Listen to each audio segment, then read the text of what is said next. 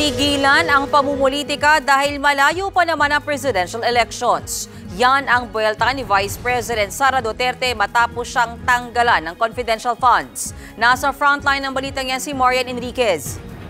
Sa kahalagahan ng aking trabaho. Binasag na ni Vice President at Education Secretary Sara Duterte ang kanyang katahimikan matapos siyang hindi pagbigyan ng Kongreso sa inihirit niyang confidential funds sa susunod na taon. 650 million pesos ang kabuang hinihinging confidential funds ng bise, 500 million pesos para sa Office of the Vice President, habang 150 million pesos naman sa Department of Education. Pinasalamatan muna ni VP Sara ang kanyang mga taga-suporta. Batid daw niya ang sentimiento nila sa issue ng confidential funds na ayon sa bise ay pawang pamumulitika. Naiintindihan ko ang inyong pagkadismaya at galit hinggil sa mga issue tulad ng pakikialam sa budget at usapin ng confidential fund.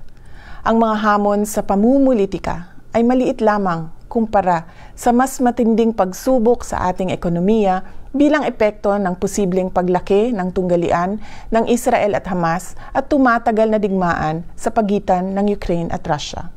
Dagdag pa ng pangalawang Pangulo. May oras para sa lahat at hindi ito ang panahon ng paninira at pamumulitika, lalo na malayo pa ang susunod na halalan para sa pagkapangulo. Matatanda ang kamakailan lang ng depensahan si VP Sara ng kanyang amang si dating Pangulong Rodrigo Duterte kung bakit siya humihingi ng confidential funds. Binanatan din ng dating Pangulo si House Speaker Martin Romualdez na bumibelo na raw para tumakbong presidente. May pahabol pang panawagan si VP Sara sa kanyang mga taga-suporta. Huwag kayong sumama sa anumang uri ng pang-aapi. Sa halip, sa mga oras ng kagipitan, magmasid at magkilala kung sino ang tunay na mga kaibigan na nasa inyong tabi. Lahat ng bagay sa mundo ay may kanya-kanyang panahon.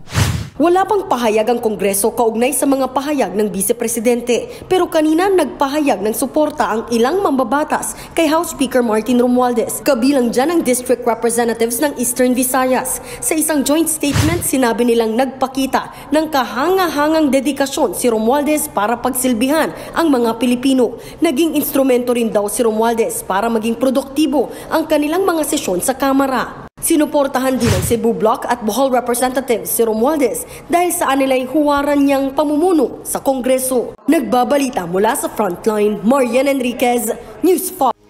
Mga kapatid, may Los Baños po. Huwag magpahuli sa mga balita at impormasyong dapat ninyong malaman. Para sa mas malawak na balitaan at diskusyon, mag-follow at mag-subscribe sa social media pages ng News 5.